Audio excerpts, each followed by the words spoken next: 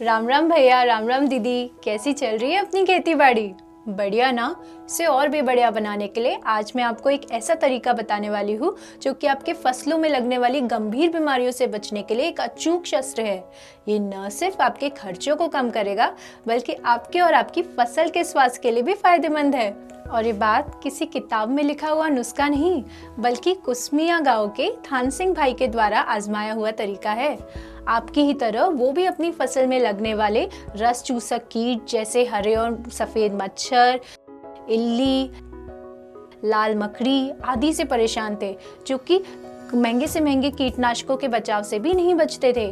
अब वही धन सिंह भाई की लहलाती फसलों को देखकर सभी लोग इसका राज जानना चाहते हैं। क्या आप भी जानना चाहेंगे? तो सुनिए भाइयों और दीदियों, उन्होंने अपनी फसल में घरेलू जैविक कीटनाशक का उपयोग किया था। ये बेहद ही आसान एवं कम लागत में बनने वाला ऐसा जैविक कीटनाशक है जो आपके रसोई में रखे हुए सामान से ही बनाया जा सकता है, जिसे हम बोलचाल की भाषा में जैविक चटनी भी कहते हैं। तो चलिए सुनते हैं इसे बनाने का तरीका।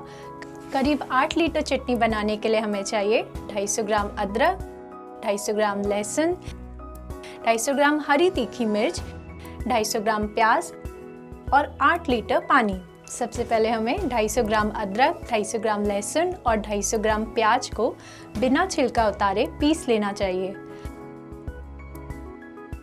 फिर इसमें 250 ग्राम हरी कटी मिर्च डालकर उसे भी पीस लेना चाहिए।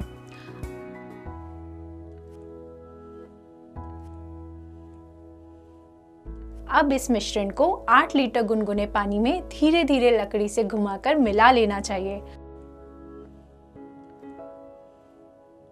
अब इसे 24 घंटे के लिए कपड़े से ढककर रख देना चाहिए। इसके बाद चटनी को सूती कपड़े से छानकर प्लास्टिक के बर्तन में अलग से रख देना चाहिए। छिड़काव के वक्त आधा लीटर चटनी को 15 लीटर पानी में मिलाकर छिड़काव करना चाहिए।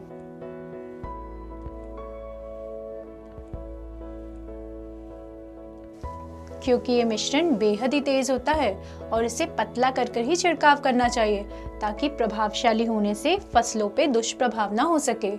है ना इसे बनाना बेहद ही आसान। अब जानते हैं इसके फायदे के बारे में। पहला फायदा तो ये है कि ये किसी भी फसल में डाला जा सकता है, जैसे मक्का, कपास, सोयाबीन, तुअर आदि, और इसे मात्र 10 से 20 रुपए में ही बनाया जा सकता है, जो बाजार में मिलने वाले अन्य कीटनाशकों की तुलना में बेहद ही सस्ता है। पर याद रहे, ये चटनी बेहद ही प्रभावशाली है, इसलिए इसे फसल पे बेहद गंभीर कीड़ों के हमले होने पर ही उपयोग करना चाहिए और एक फसल में 2 बार से ज्यादा नहीं डालना चाहिए और 10 से 15 दिन के अंतराल में ही सिर्फ 2 बार ही डालना चाहिए, क्योंकि छिड़काव की मात्रा अधिक होने से फसलों में दुष्प्रभाव देखे जा सकते हैं।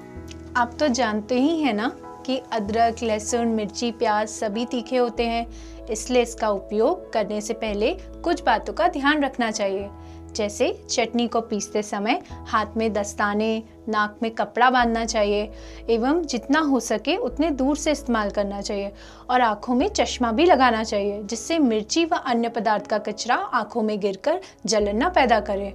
और तो और चटनी को सिर्फ प्लास्टिक व मिट्टी के बर्तन में ही रखना चाहिए। और आखिरी बात, जितना हो सके दूर से एवं पंप से इसका छिड़काव करना चाहिए। और इस चटनी को कम से कम 10 दिन और ज़्यादा से ज़्यादा 60 दिन के अंदर उपयोग कर लेना चाहिए। तो अब तो आप जान गए ना थान सिंह भाई की लहलाती फसलों का राज। तो आप सुनते हैं उनसे उनके अनुभव के बारे में। ये हम सब्जी में भी डालते हैं, कपास में भी डालते हैं, और इनके अलावा दूसरी कोई भी फसलों में मतलब बीमारी जो दिखती है, मतलब सफ़ेद मच्छर या तो कोई कीड़ा या किस टॉनिक की कई ज़रूरत पड़ती है, तो टॉनिक में भी काम करती है ये दवा। तो हम सबसे पहले मतलब 3 साल पहले हम मतलब रासायनिक खेती करते थे। तो जब क्या होता था, ज़मीन कड़क हो जाती थी और कोई आदमी ऐसा कभी दवाई रासायनिक दवा छींटने से क्या होता था, किसी का सिर दुखता था और किसी का कोई आदमी ज़्यादा कभी मतलब दवाई जहर डाल के अगर छींट दिया तो वो बेसुध भी कभी हो जाता था। तो जैविक खेती करने से क्या हुआ, हमारा एक तो खर्चा मतलब जो रसायन में लगता था वो बच गया हमारा।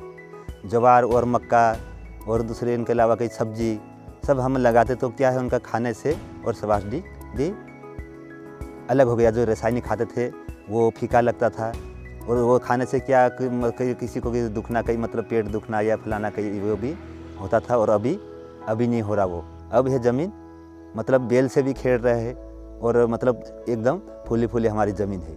मतलब जितनी हमने ज़मीन हमारी है उसमें हमने रासायनिक डालना पूरा बंद कर दिया। तो सुना दोस्तों, कैसे सरल तरीके से हम सस्ती और लंबे समय तक प्रभावशाली जैविक कीटनाशक चटनी बना सकते हैं।